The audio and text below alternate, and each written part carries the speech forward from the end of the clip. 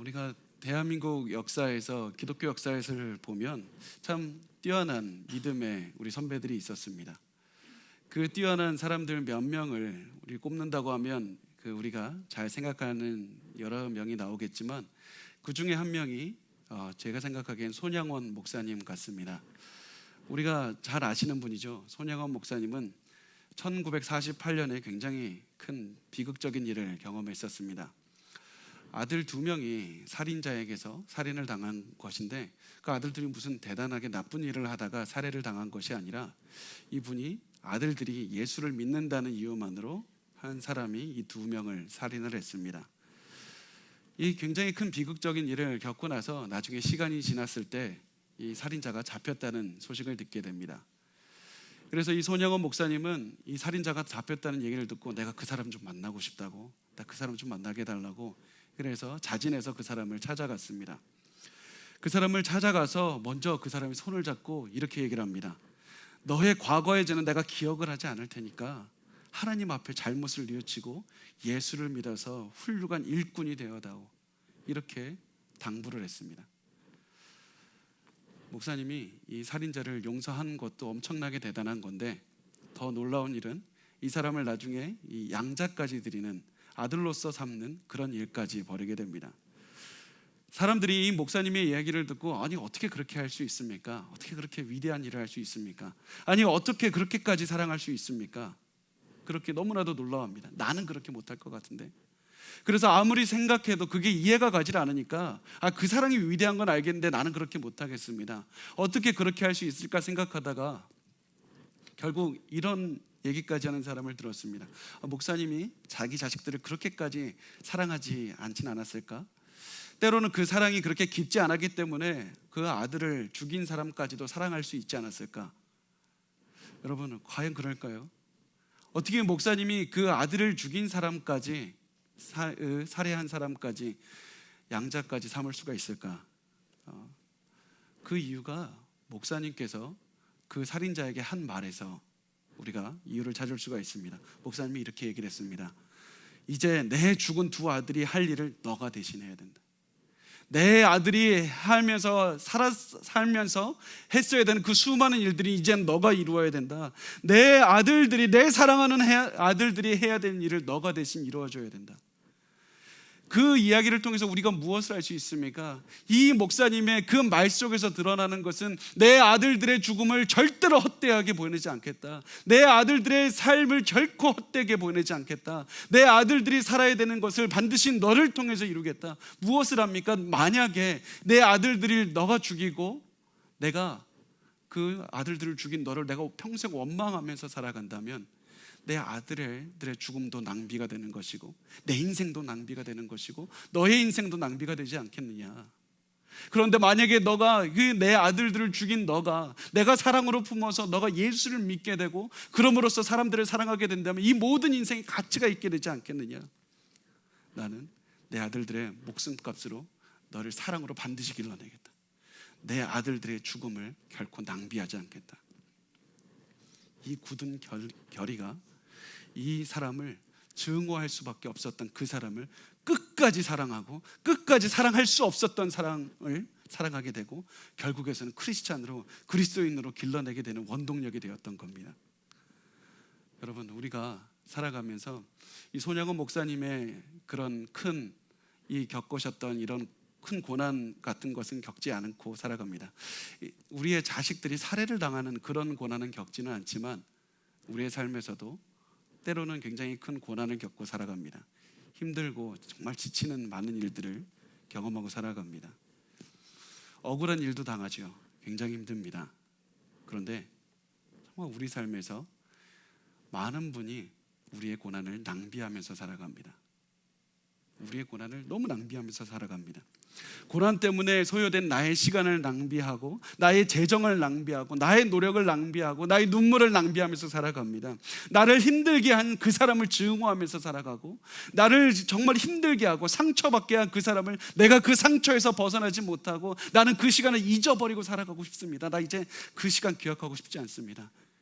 내가 이제 그 고난을 이제 잊어버리고 그러고 살아가고 싶습니다. 우리는 우리의 삶에 있었던 고난을 너무나도 쉽게 낭비하면서 살아갑니다. 내가 고난 때문에 과거에 갇혀서 살아가고, 고난에 갇혀서 고난 때문에 내 인생을 거기에만 투자하면서 내가 증오하며 용서하지 못하고 내 인생을 그것 때문에 굉장히 상처에 갇혀서 살아간다면 나는 그 고난을 낭비하면서 살아가는 겁니다. 내 눈물을 낭비하는 겁니다. 내 너무나도 소중한 그 시간을 그냥 낭비하면서 살아가는 겁니다. 여러분, 절대로 고난을 낭비하지 마십시오. 우리가 고난 때문에 우울하고 상처에 갇혀서 살아가게 된다면 우리는 우리의 그 고난을 낭비하면서 살아가는 겁니다. 여러분, 절대로 고난을 낭비하지 마십시오. 하나님은 여러분의 고난을 낭비하지 않으십니다. 하나님께서는 여러분이 그 고난 때문에 여러분의 인생이 망가지는 걸 원하지 않으십니다. 때로는 여러분이 우리가 잘못해서, 때로는 하나님께서 벌을 주실 때조차도 하나님께서는 여러분의 인생을 망가뜨리기 위해서, 망치기 위해서 벌을 주지 않습니다. 그것을 통해서, 여러분의 그 고난을 통해서 반드시 여러분의 그 삶을 반드시 변화시키기 위해서, 교훈을 주기 위해서, 그 고난을 통해서 여러분의 삶을 더욱더 성장시키기 위해서 여러분에게 고난을 주시는 겁니다. 여러분, 하나님께서 허락하신 이 귀한 고난을 절대로 낭비하지 마십시오.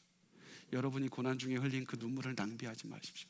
여러분이 고난 중에 흘린 그 가슴 속에 있었던 그 아픔을 낭비하지 마십시오.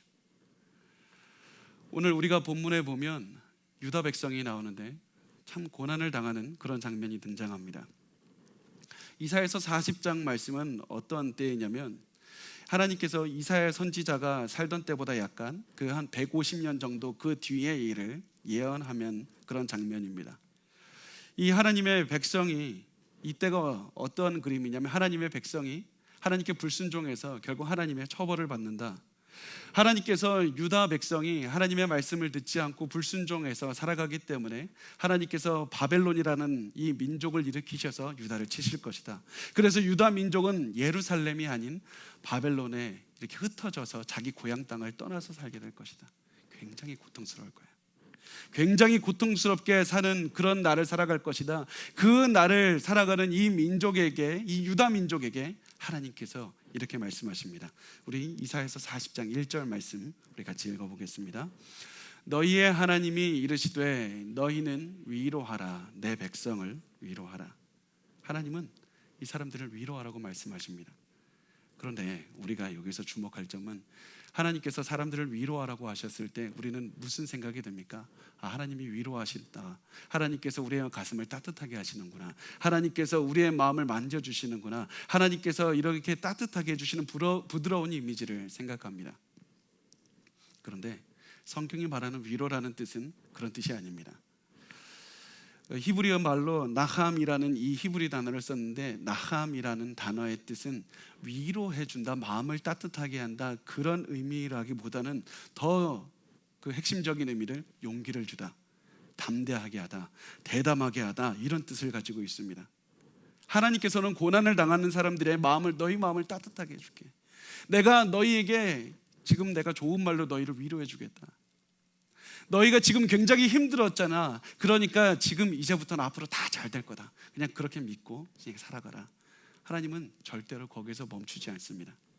하나님은 우리의 마음을 따뜻하게 하는 데서 절대로 멈추지 않습니다. 하나님은 우리의 고난을 낭비하기를 원하지 않으십니다. 하나님은 고난을 통해서 우리를 담대하게 해주시겠다. 이 고난 속에서 너희에게 힘을 주겠다. 그럼으로써 너희가 고난을 당하고 있느냐, 너희를 위로하라 이 말씀이 아니라 너희가 담대하라, 내 백성을 담대하게 하라, 이렇게 말씀을 하십니다.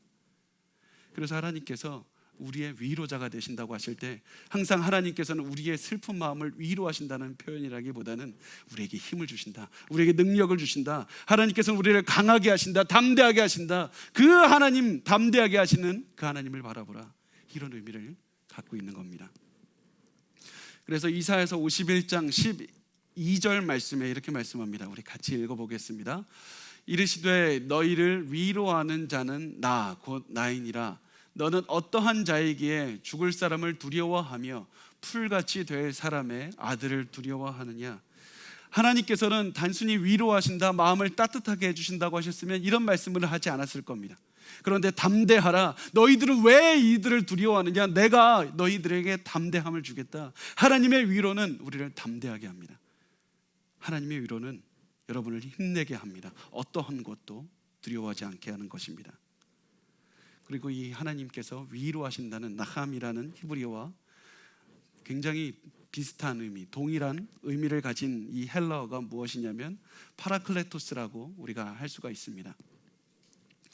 파라클레토스는 우리가 보통 위로한다 이렇게 번역을 하지만 오히려 이 말은 위로한다라기보다는 우리에게 힘을 주시고 담대하게 하시는 분이라는 뜻을 가지고 있습니다. 요한복음 14장 26절 말씀을 우리 같이 읽어보겠습니다. 보혜사 곧 아버지께서 내 이름으로 보내실 성령 그가 너희에게 모든 것을 가르치고 내가 너희에게 말한 모든 것을 생각나게 하리라. 여기서 말하는 보혜사가 바로 파라클레토스입니다. 영어 성경에 보면 컴포트, 위로한다 이런 말로도 번역이 됩니다. 그런데 하나님께서는 단순히 마음을 만지시고 위로하신다 이런 뜻에서, 이런 의미에서 하나님께서 보혜사라고 말씀하신 것이 아닙니다. 이 파라클레토스라는 단어는 그 로마 시대 당시의 변호사를 뜻했습니다. 변호사 친구를 뜻합니다. 당시의 사람들이 굉장히 그런 법적인 분쟁에 휘말리게 되면 나는 법도 잘 모르고 사람들에게 이런 군중을 설득할 수 있는 그런 웅변술도 없는데 어떻게 해야 될까? 어떻게 해야 될까? 그때 파라클레토스를 찾게 됩니다. 나와 같이 가달라고. 그래서 그 사람이 내 옆에서 같이 갑니다.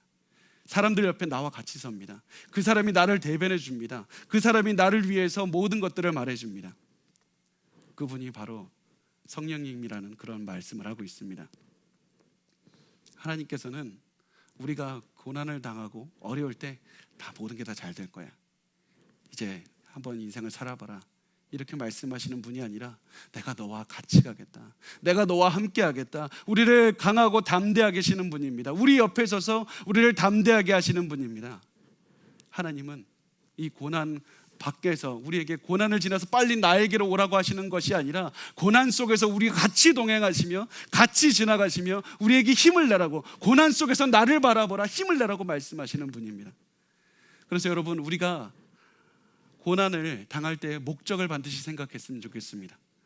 우리는 고난을 당하면 빨리 하나님 고난을 끄집어내 주십시오. 고난 속에서 빨리 지나가기를 원합니다. 내가 빨리 이 고난을 벗어나기를 원합니다. 그리고 고난을 지나가면 나 이제 그 어려웠던 시절을 기억하고 싶지가 않습니다.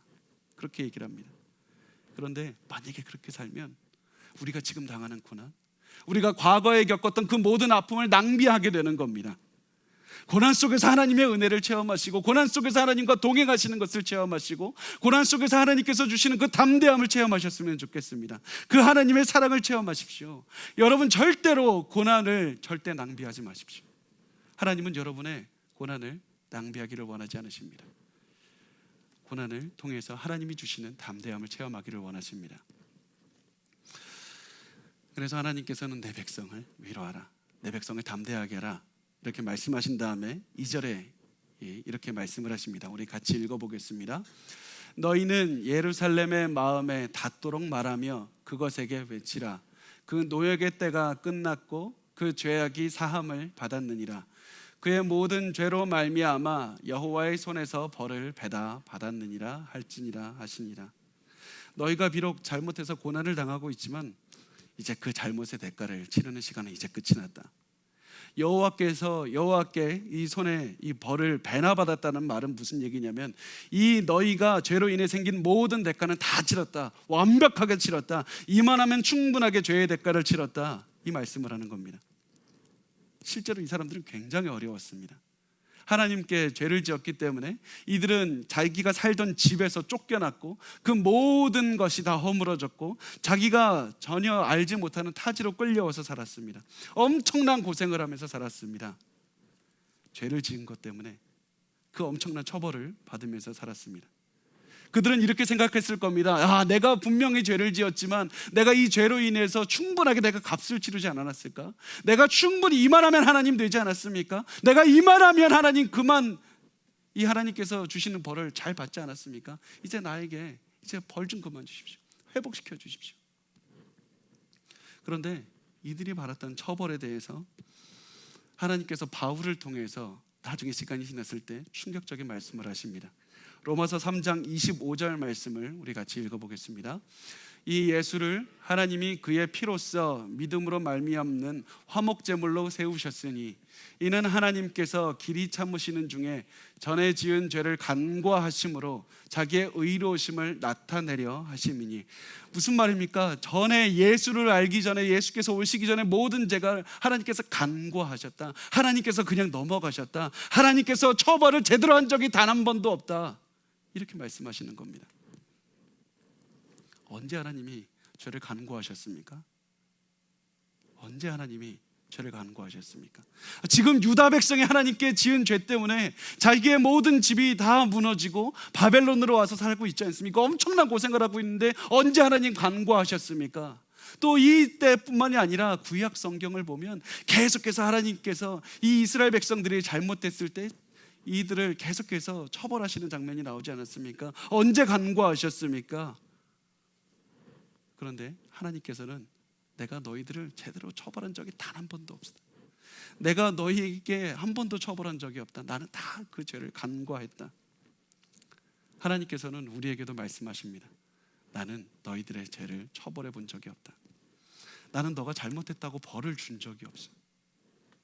우린 이런 말을 들을 때 생각이 들지 않습니까? 하나님 언제예요? 내가 잘못했을 때 하나님 나에게 그 죄의 대가를 치르게 하지 않으셨습니까? 내가 잘못했을 때 나 너무나도 힘들었던 그것을 나 기억하고 있는데 나 언제 내가 하나님께서 간구하신 적이 있습니까? 그런 생각이 들 때 우린 이런 마음까지 듭니다. 하나님, 내가 이만하면 충분하게 죄의 대가를 치르지 않았습니까? 나 이만하면 됐지 않습니까? 나 언제까지 내가 그 죄 때문에 고난을 겪어야 되고 내가 고생을 해야 됩니까? 하나님, 내가 아무리 내가 죄를 짓고 아무리 내가 부족해도 그렇지 나 언제까지 이렇게 고난 속에 둘 겁니까? 내가 죄의 대가를 충분히 치르지 않았습니까? 나 정도면 충분히 고생했습니다. 이제 그만 나에게 고난이 아니라 복을 주십시오. 그런데 하나님께서 우리에게 계속해서 말씀하십니다. 나는 너에게 죄의 대가를 처벌한 적이 없어. 한 번도 너에게 그 죄를 제대로 처벌한 적이 단 한 번도 없단다. 왜 그렇습니까? 죄의 대가는 죽음의 저주밖에 없기 때문입니다. 하나님은 우리에게 잘못했다고 죽음의 저주, 심판의 저주를 해서 당장 지옥으로 보낸 적이 없습니다. 우리가 잘못 살고 있다고 당장 우리를 죽음의 저주로 넣어버리신 적이 없습니다. 오히려 우리가 잘못하고 우리가 처벌을 받아야 되고 우리가 잘못했을 때 결국 우리에게 처벌하신 것이 아니라 그 모든 것을 예수 그리스도의 십자가에 다 불어넣으시고 그 예수께 다 처벌하셨습니다. 그 모든 죄의 죽음의 저주를 예수께 지게 하셨습니다. 우리는 아무리 큰 죄를 지었어도 한 번도 하나님은 우리를 죄의 저주를 주신 적이 없습니다. 우리는 죄의 대가를 치르지 않았습니다. 예수께서 치르셨습니다. 우리의 삶은 하나님의 은혜를 용서받은 것밖에 없습니다. 우리는 용서받은 것밖에 없습니다. 이렇게 은혜가 넘치는 하나님께서, 용서하시는 하나님께서 이스라엘을 바라보시면서 말씀하십니다. 내 백성을 위로하라. 내 백성을 담대하게 하라. 너희들은 담대해야 된다. 이렇게 말씀하시면서 이사야서 40장 3절에서 5절에 이렇게 말씀합니다. 우리 같이 읽어볼까요? 외치는 자의 소리여 이르되 너희는 광야에서 여호와의 길을 예비하라. 사막에서 우리 하나님의 대로를 평탄하게 하라.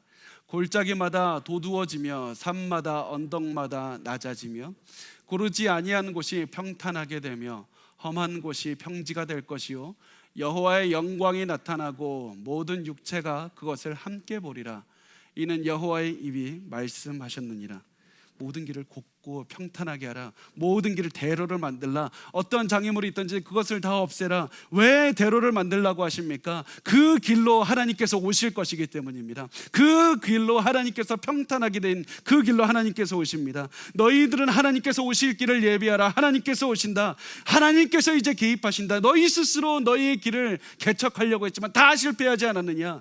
이제는 인간이 아니라 하나님께서 오신다. 너희를 도와줄 수 있는 단 한 분, 하나님께서 오신다. 너희를 위로하고 담대하게 하실 분이 오신다. 우리 일개 사람이 아니라 하나님께서 오신다는 그 소식은 그 이스라엘 사람들, 유다 사람들에게 엄청난 희망이었습니다. 하나님께서 오신다. 내가 실패했는데, 내가 잘못했는데 이제 하나님께서 오신다. 그리고 이 말씀은 단순히 구약의 유다 백성들에게만 희망이 있었던 것이 아니라 시간이 지나서 세례 요한이라는 사람에게도 그 사람에게 희망이 되었습니다. 왜냐하면 세례 요한은 예수 그리스도를 봤을 때 이 이사야서 40장 말씀이 떠올랐습니다. 그래서 저분이 바로 우리를 위로하시는 분이다. 저분이 바로 내가 그렇게 기다렸던 우리를 담대하게 하시는 메시아가 오셨다. 그래서 이 세례 요한은 예수 그리스도를 바라보면서 사람들에게 이렇게 외치는 겁니다. 마태복음 3장 3절에 이렇게 외칩니다. 광야에 외치는 자의 소리가 있어 이르되 너희는 주의 길을 준비하라. 그가 오실 일을 곧게 하라 하셨느니라.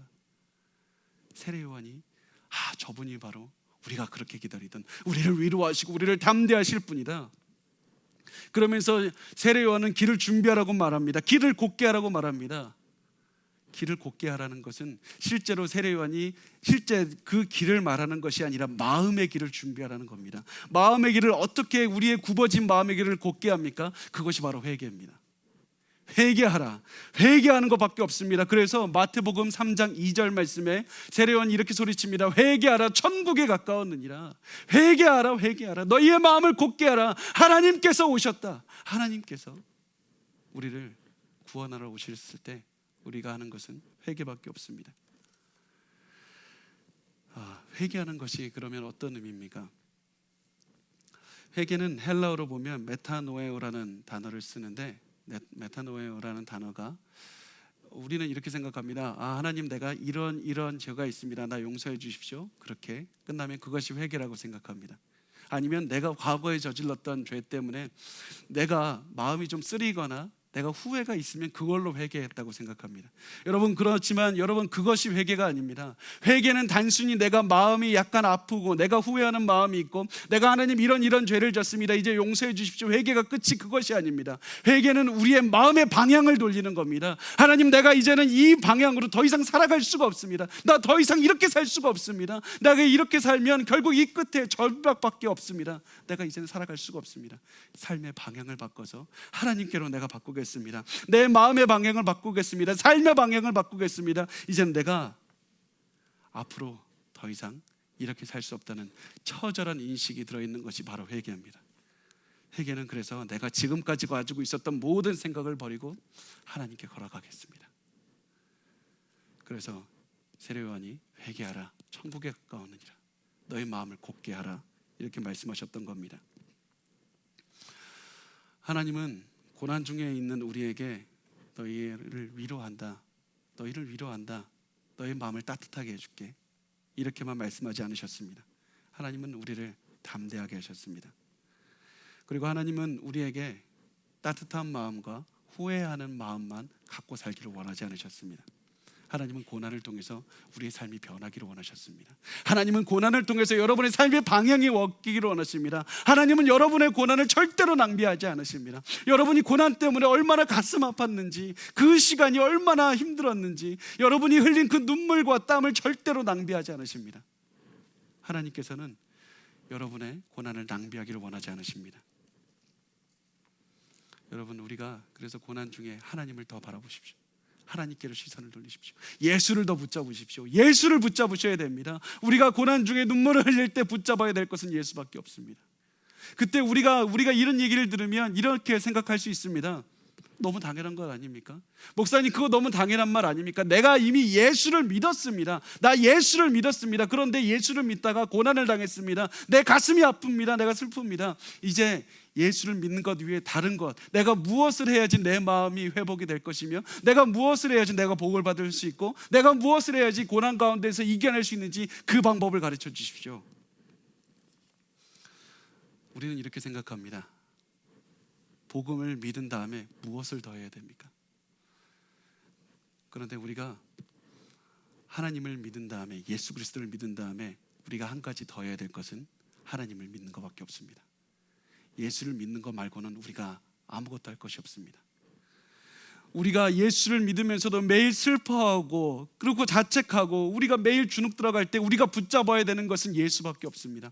우리가 예수를 믿기 전에도 예수를 붙잡아야 되고 예수를 믿은 후에도 더 열심히 예수를 붙잡아야 됩니다. 그런데 우리의 삶이 왜 이렇게 좌절하고 우리가 계속해서 슬퍼하게 되고 계속해서 자책하면서 주눅 들어가면서 살아가는 이유가 무엇입니까? 우리가 예수를 덜 붙잡았기 때문입니다. 더 붙잡으십시오. 우리가 살아가는데 더 필요한 것은 예수를 더 깊게 붙잡는 겁니다. 우리가 예수를 더욱더 믿고 살아가야 되는 겁니다. 우리가 삶에 문제가 있을 때 우리가 해야 되는 것은 예수를 더욱더 붙잡는 것밖에 없습니다.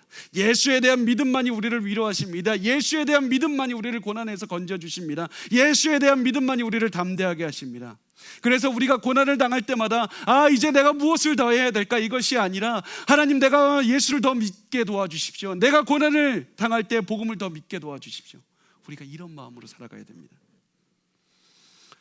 여러분, 우리가 슬픈 마음이 있습니까? 목사님, 내가 슬픈 마음이 있어서 기도했는데 마음이 회복이 안 됩니다. 그러면 제가 여러분께 드릴 말씀은 한 가지밖에 없습니다. 여러분 마음에 평안함이 찾아올 때까지 예수를 붙잡고 기도하십시오. 내 마음이 너무나도 쓰리고 내가 상처가 너무나도 깊어서 도저히 용서할 수 없습니다. 내가 기도해도 끝이 나지 않습니다. 그러면 제가 여러분께 드릴 말씀은 한 가지밖에 없습니다. 예수의 사랑을 붙잡고 더 기도하십시오. 내 마음에 용서하는 마음이 올 때까지 기도하십시오. 평안한 마음이 올 때까지 예수를 붙잡고 기도하십시오. 우리가 복음을 붙잡는 것밖에는 대안이 없습니다. 예수를 붙잡으십시오. 그래서 이사야 선지자도 고난을 당하는 이 사람들에게, 유다 백성들에게 다른 말을 하지 않습니다. 하나님을 보라, 하나님을 보라. 너희에게 있는 다른 대안은 아무것도 없다. 하나님을 보라고 말씀합니다. 우리가 무엇인가 더 해야 된다, 무엇인가 무슨 일을 더 해야 된다고 말하는 것이 아니라 아무리 어려워도 아무리 힘들어도 하나님을 보라, 이렇게 말을 하고 있습니다.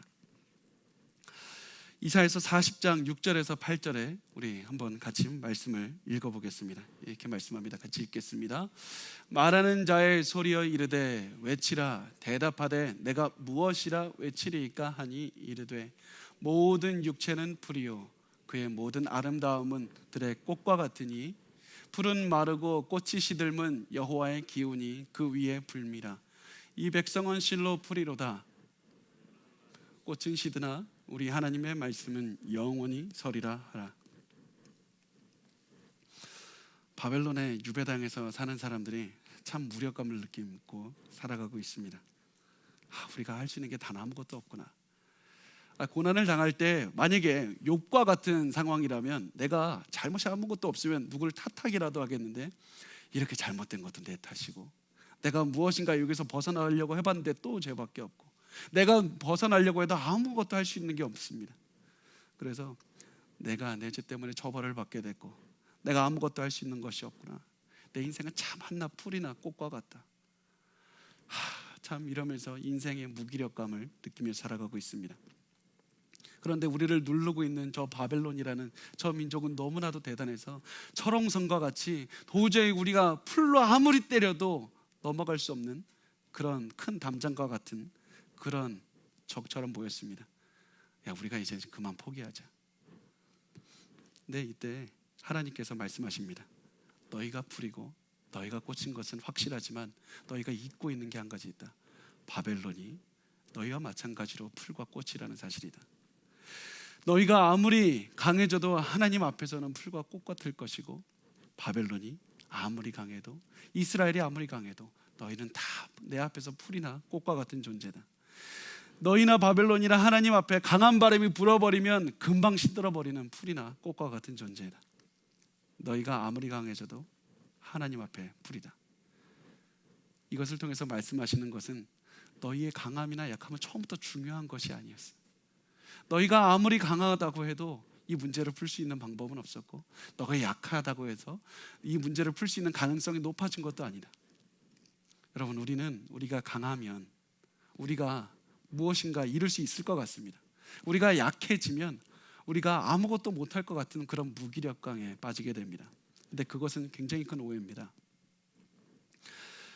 우리가 강하고 약함, 돈이 많고 적음, 우리가 건강하고 건강하지 못하고, 우리의 상황이 유리하고 불리함은 원래 처음부터 아무렇게 중요하지 않았습니다. 아무런 연관이 없었습니다. 우리의 삶에 중요한 것은 하나님의 말씀밖에 없었습니다. 하나님밖에 중요하지 않았습니다. 절대로 우리의 삶에서 우리가 약하다고 낙심하지 마십시오. 상대방이 강하다고 포기하지 마십시오. 하나님은 단 한 가지, 우리의 고난을 낭비하기를 원치 않으십니다. 우리가 약해졌다고 느꼈을 때 하나님을 더 붙잡는 것밖에 없습니다. 여러분, 하나님을 더 붙잡으십시오. 우리가 약해졌다고 느낄 때 우리가 나를 더 강하게 하면 무엇인가 할 수 있을 것 같지만 아무것도 하지 못합니다. 그리스도를 더 붙잡으십시오. 우리가 이 말씀을 들으면서 이렇게 생각할 수 있습니다. 그렇게 하기에는 목사님, 내 인생이 너무 많이 와버렸습니다. 내가 이미 너무 많은 곳으로 와버렸습니다. 이제 돌아갈 수가 없습니다. 내 인생에 이제는 희망이 없습니다. 나 정말 모든 거 다 무너졌습니다. 다 해봤고 다 무너졌습니다. 이렇게 이야기하는 우리의 마음을 이사야의 예언을 듣는 그 사람들도 생각했을 겁니다. 이들의 고향인 예루살렘은 이미 다 망했습니다. 다 망했습니다. 성전이 무너졌습니다. 아무것도 남은 것이 없습니다.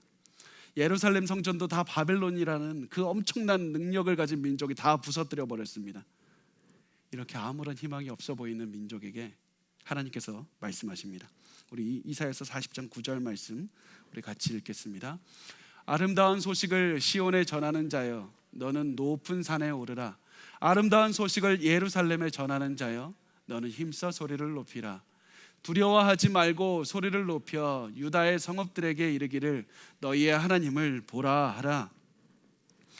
여러분, 지금 예루살렘은 아무것도 없습니다. 다 망했습니다. 건물도 무너졌습니다. 아무리 높은 산에 올라서 예루살렘을 봐봤자 건물이 잔해밖에 남은 게 없습니다. 내 말을 들어줄 사람이 없습니다. 그런데 이 하나님께서는 높은 산에 오르라. 그리고 너는 예루살렘을 보라고 하는 것이 아니라 하나님을 보라고 말합니다. 하나님을 보라. 너희들은 예루살렘 건물이나 이 세상을 바라보는 것이 아니라 하나님께 시선을 돌리라. 너희가 이 땅에서 여러 가지 환경이 다 무너진 것을 보느냐, 희망이 없는 것을 보느냐, 그것이 중요하다. 그래서 그때 하나님을 바라보라. 너희의 환경이 희망적이지 않더라도 두려워하지 말고 하나님을 보라. 우리는 이렇게 말합니다. 하나님, 우리에게 무엇이라도 주셔야지 우리가 희망을 갖지 않겠습니까? 조금이라도 물꼬를 트여 주셔야지 우리가 희망을 갖지 않겠습니까? 지금 아무것도 없는데 미래에 무엇을 보고 하나님께서 개입하신다는 사실을 알 수 있습니까? 무슨 기적이 일어납니까? 아무것도 없습니다. 우리의 빈손을 보시고 하나님 말씀하십니다. 바로 그것이다. 아무것도 없다는 것을 너희가 고백하는 것이 바로 그것이 주요 포인트다. 내가 너희에게 알려주고 싶은 것이 바로 그것이다. 현실은 다 무너졌고 이 상황이 하나님이 아니면 안 된다는 것을 고백하는 것이 바로 내가 너희에게 고난을 통해서 주고 싶은 것이다. 이 사실을 증명하는 것이 가장 중요합니다. 그래서 하나님께서는 우리의 삶에 무너진 예루살렘을 보여주시면서 하나님께서 말씀하십니다. 하나님을 보라. 하나님을 보라. 여러분, 우리가 가진 것은 재산이 아니고 건강도 아니고 우리는 처음부터 하나님밖에 없었습니다. 하나님이 아니면 우리의 길을 열어주실 분이 원래부터 없었습니다. 우리의 손에 아무것도 든 것이 없는 걸 보면서 단지 더 정확하게 명확하게 우리의 두 눈으로 깨달을 뿐입니다. 우리는 처음부터 하나님밖에 없었다. 그래서 이사야서 40장 10절에서 11절 말씀에 하나님은 이렇게 말씀합니다. 같이 읽겠습니다. 보라, 주 여호와께서 장차 강한 자로 임하실 것이요 친히 그의 팔로 다스리실 것이라. 보라, 상급이 그에게 있고 보응이 그의 앞에 있으며 그는 목자같이 양떼를 먹이시며 어린 양을 그 팔로 모아 품에 안으시며 젖먹이는 암컷들을 온순히 인도하시리로다. 여기서 하나님께서 내가 너희들을 강한 팔로 인도하리라. 하나님의 팔로 인도하시겠다고 말씀합니다. 성경에서 하나님의 팔이라는 말이 등장할 때는 하나님의 능력을 상징합니다. 하나님의 그 큰 능력을 상징합니다. 우리가 그래서 출애굽기를 할 때도 하나님께서 홍해를 가르신 것도 하나님의 팔로 구원하셨다고 말씀을 합니다. 성경에서는 하나님의 팔이 등장할 때 하나님의 능력을 상징합니다. 그래서 하나님께서는 내가 이 강한 팔로 너희들을 반드시 구해내리라. 그러니까 너희들은 두려워 말라. 내가 너에게 힘을 주리라. 이렇게 말씀합니다. 그리고 나서 실제로 하나님의 팔이 왔습니다. 이사야서 53장 1절 말씀입니다. 우리 같이 읽겠습니다. 우리가 전한 것을 누가 믿었느냐? 여호와의 팔이 누구에게 나타났느냐? 하나님의 엄청난 팔이 드디어 등장했습니다. 하나님께서 약속하신 그 엄청난 팔이 드디어 이 땅에 임했습니다. 사람들은 그 위대한 하나님의 팔이 화려하고 엄청나게 위대한 것을 바라보고 찬양하기로 했습니다. 그런데 그 하나님의 팔이 사람들이 생각했던 팔이 아니었습니다. 너무나도 초라했습니다. 너무나도 보잘것이 없었습니다. 너무나도 보잘것이 없었습니다. 사람들이 바랐던 그 팔이 아닙니다. 이사야서 53장 2절 말씀 우리 같이 읽겠습니다.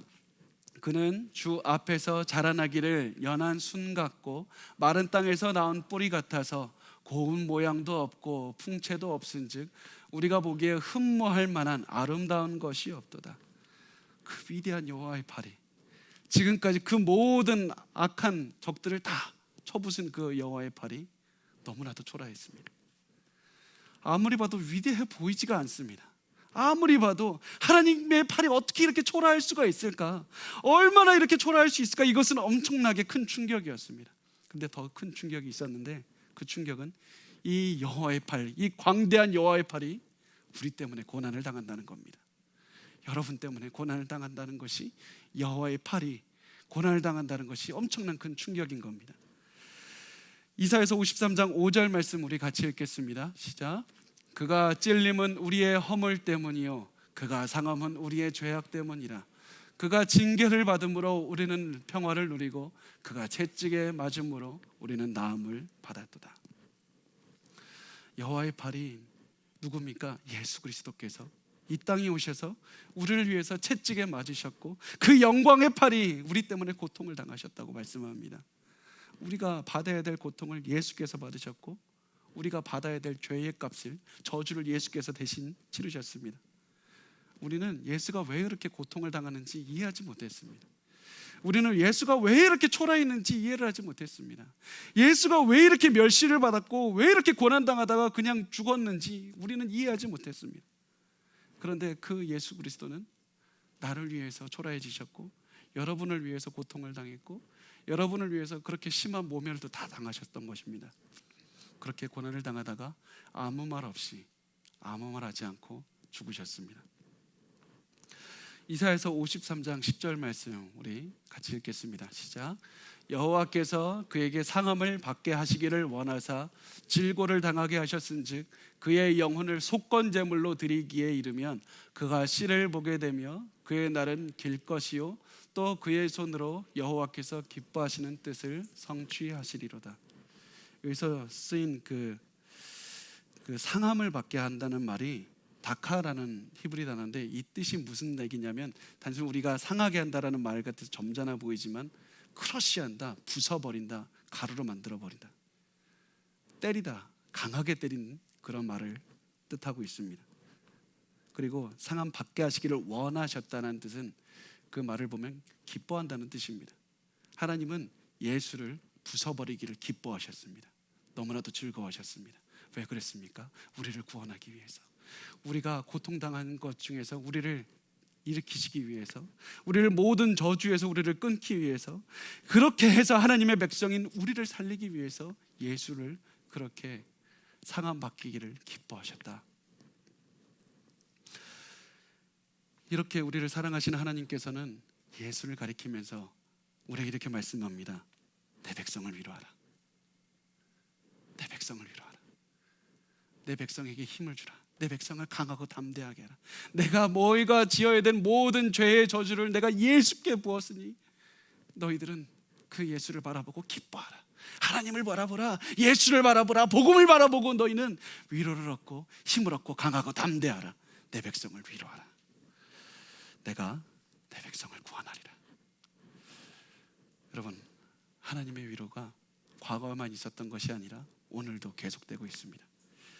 하나님은 오늘도 우리와 함께 하시며 우리에게 힘을 가지라고, 우리에게 힘을 내라고 말씀합니다.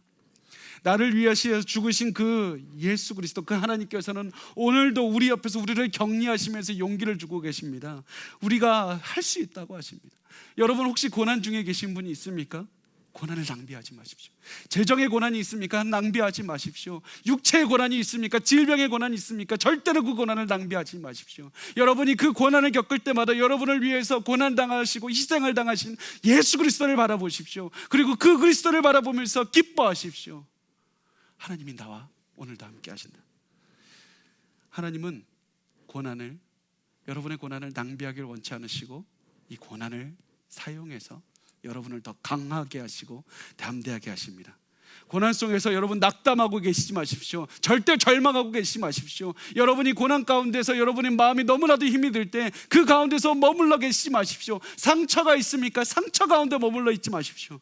그 고난을 통해서 하나님의 위로를 체험하시고 그 상처를 통해서 하나님의 능력을 체험하시고 여러분이 많은 그 슬픔과 아픔을 통해서 하나님의 강하고 담대하게 하시는 능력을 체험하시기 바랍니다. 하나님은 우리와 함께 하십니다. 하나님께서는 여러분에게 오늘도 말씀합니다. 내 백성을 위로하라. 내 백성을 강하게 하라. 여러분, 그 하나님의 음성을 들으시는 오늘 하루가 되시었으면 좋겠습니다.